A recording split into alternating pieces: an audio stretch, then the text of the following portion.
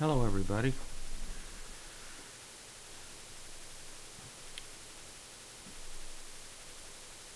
Welcome back to my channel.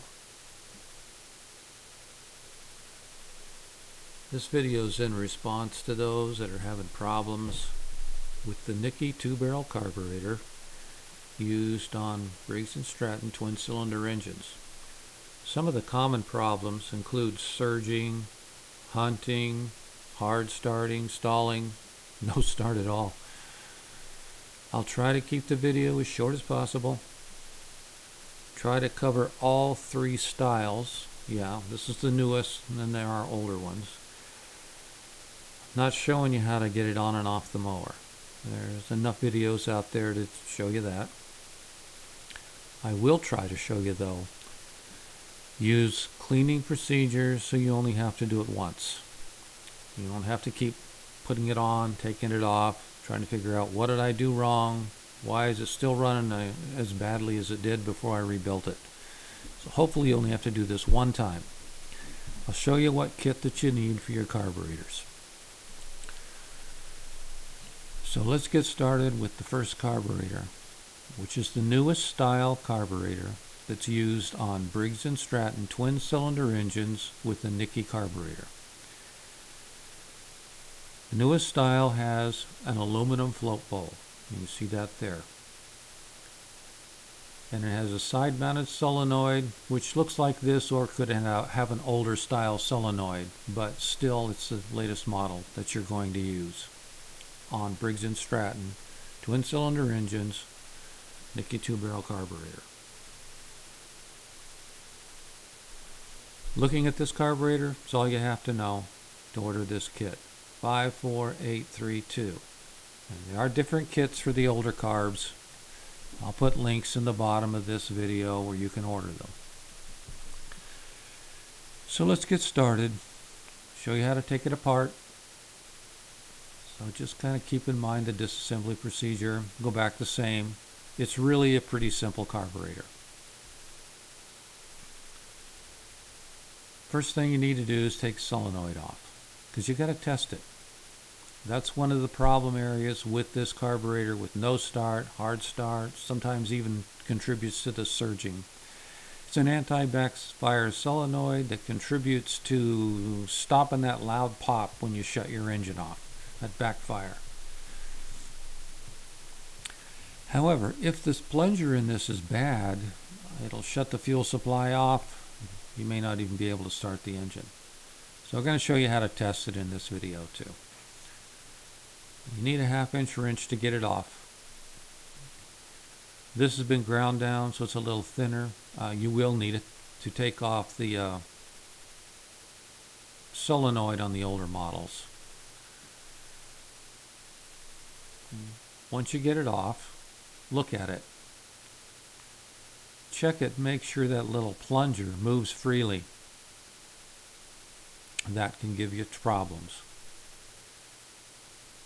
So make sure that it works freely.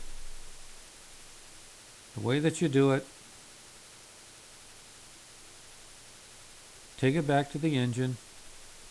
When you take it back, just plug it back in at the engine. That's a pigtail that's just used here for demonstration purposes. You can see that part goes back to the engine. All you need to do, turn the key on and off. It'll supply power. That'll move back and forth. If that doesn't move back and forth, you got problems. If it's not good, sometimes you can clean some crud or corrosion out of it and it'll free it up, make it good again. If not, you can buy a new one and replace it. But if you don't care, just cut that off. Take a pair of dikes or a pair of pliers, side cutters, just cut it off. It'll be fine. Get you back running. Next thing you need to do is you need to remove the screws from the bowl.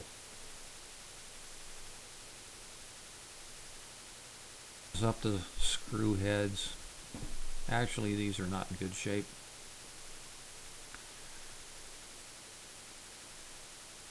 If you mess them up too badly, I recommend you replace them. you'll probably rebuild this carburetor more than once. You get some stainless steel ones like this here. Got a hex head. They come with a stainless steel washer, stainless steel screw. They're reasonably priced. If you order them the same time you order your kit, there's no extra shipping. Like I said, they've got a reasonable cost. So pull the float bowl off. You may find the O-ring stuck in the fuel tube. It should go in there once it's assembled, but it starts out the bottom of the fuel bowl. Goes on that nub. That nub right there. Goes over that. Goes over the top just like that. Yeah, you get a new O-ring in the kit, but that's where it goes on reassembly. Next thing you want to keep in mind are the jets. On this carb, each one of those jets is a different size. You need to know which ones are right, which ones are left. If they're missing out of there, they may be in the bottom of the float bowl. Well, that's probably where they'll be. You'll need a magnifying glass to figure out which side they go on, because they've got stamped numbers going on the top of them. Look at the number. The jet number that's small goes on the left. Jet number that's big goes on the right. You determine that from the carburetor stampings on the front. Right here it'll tell you left and right. Just follow that. Put them back in where they go. You'll be in good shape. Now the kit comes with the O-rings. That's what holds those jets in. And we'll look at that later. Next, pull the pin on the float. It's got a flat edge on it, so it'll probably only come out one side. Once you pull the pin, you pull the float out. That's your needle. Just so you know, on these carburetors, the seat's not replaceable. You can clean it up with some carb cleaner, polish it with a little bit of chrome polish and a Q-tip. Just make certain that you don't clean the needle up with any carburetor cleaner. You'll ruin it. Next thing, take the fuel tube off. Just 2 screws, hold it on.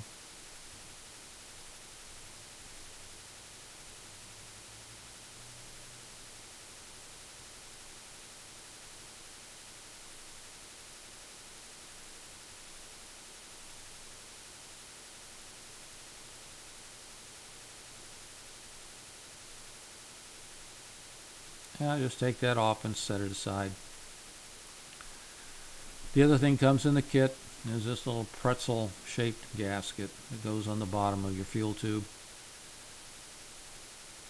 and that's where it goes. You'll get a new one.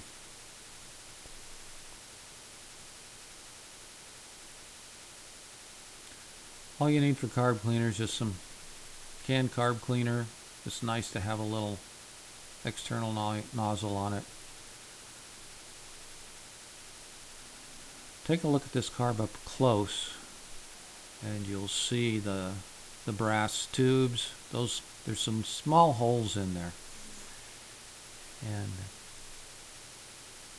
you need to clean those. You can get like tip cleaners for that. You can get carburetor jet cleaning tools. I just use a bread tie. Strip the plastic off, fits in there nicely, and you can rod out the holes with that.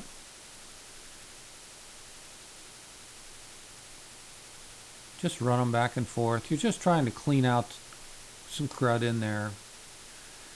You'll see that there's 4 down this side, 4 down the other side.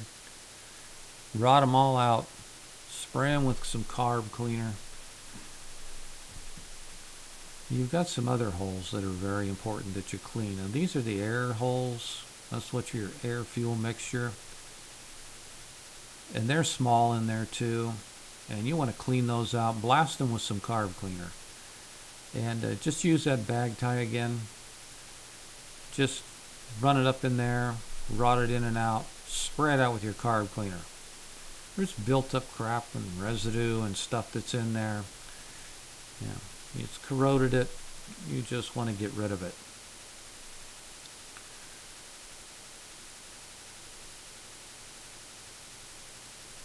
Once you clean that up real good, this is going to pretty much take care of your surging problem. Now to clean the jets, I like to do them one at a time. That way I don't have to worry which one goes on which side. But just punch it out with a paper clip or something. Put your finger in the other side in case it's loose, so you don't have to worry about both of them come out at the same time. Put it on your paper clip, and as you put it on there, it'll hold it. Of course, you need to get rid of that old O-ring, but then put your other O-ring over there, and it'll keep you from losing it. And pull it off, put it back in the hole, and just punch it in. That's what holds it on.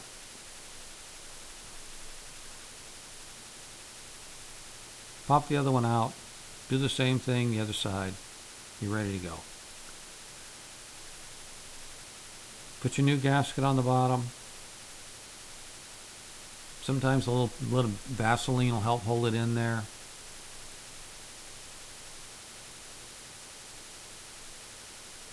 Now you're ready to just reassemble it. Put this part back first. Slide it on. Put the screws back in.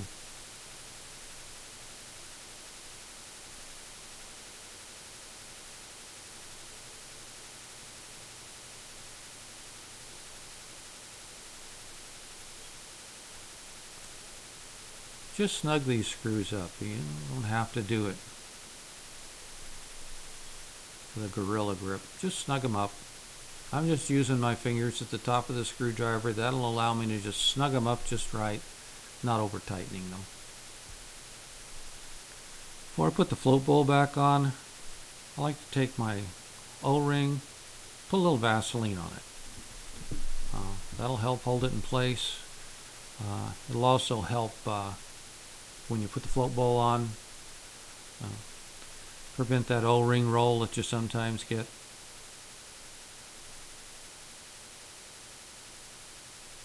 Put your needle back on the float, slide the float into position, and then just push the pin back in to hold the float in position. Float's now back in. Make sure that you work it just a little bit. Make sure that the needle works right. When you put the float bowl gasket back on, I like to put a little Vaseline on that too. Helps hold it in place. And helps seal it when you put the bowl back on. Now you're ready to put the float bowl back on. Make certain that you put the solenoid. Side goes to the front of the carburetor. Just gently rock it. It'll pop right into place. Put your two screws back in.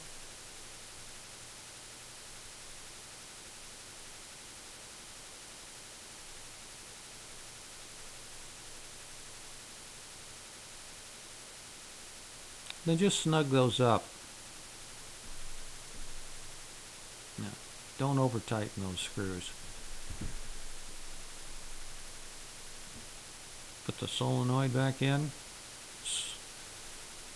Snug it up.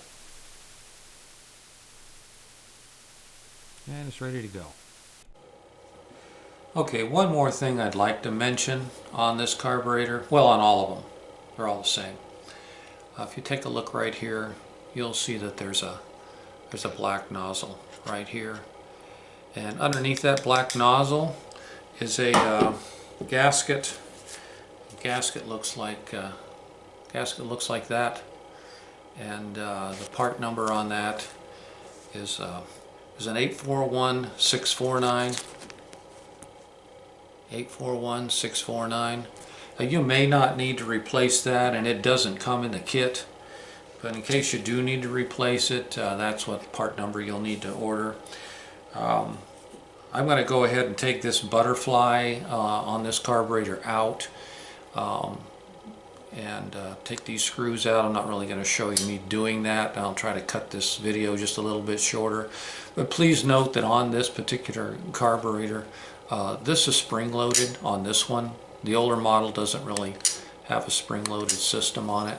But if you look at it real close right there, you'll see how the spring connects.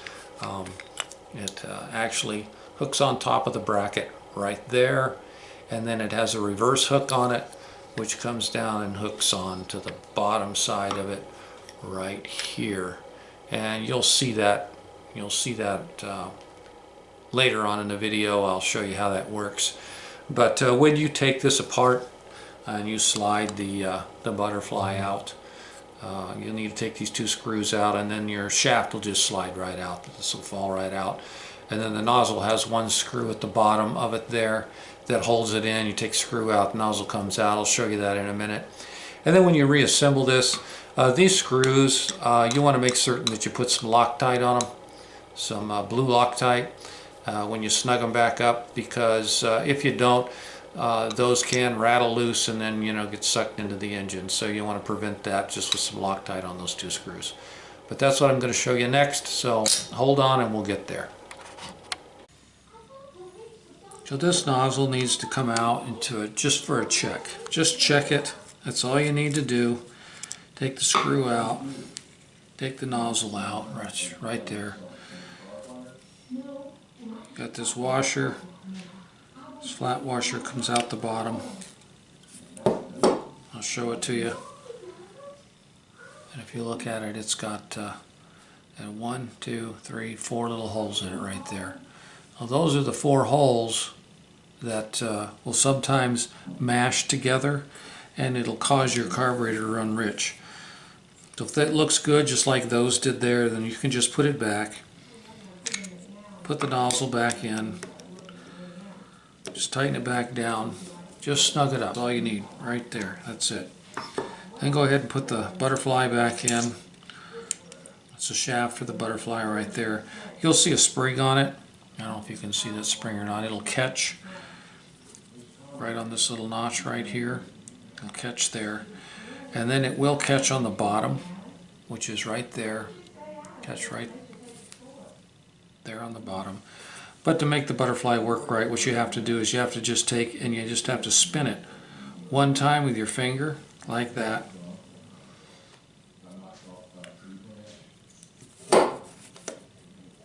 And slide it under there. And you'll see now it's got spring pressure on it. Spring's connected right there. You will have to hold it in position until you get the butterfly back on. And so then you just put the butterfly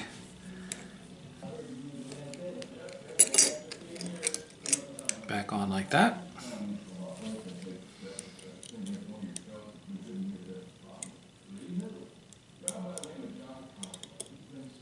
The little screw started there, holding that into place. Spin that down, and you're good to go. And then your butterfly will work. What you have to do now is just put the other little screw back in. If you got some blue Loctite, it would pay to put some blue Loctite on these threads. I'm just putting this back together for demonstration purposes right now. This carburetor isn't going onto a motor. It's all it is just a demo carb, so that you can kind of see how everything comes apart and goes back together. But I would put some blue Loctite on these threads here, and that's how that works. But if that little gasket on the inside of there is closed up, you see the little holes are mashed up in there, then all you really need to do, just take a punch or a drill bit and just ream those holes back out. You can reuse that gasket, or you can order a new one, but it doesn't come in the kit. So that's all there is to taking this apart. Just make certain that you clean everything up real good, and you'll be good to put it all back together, and it should run just fine for you.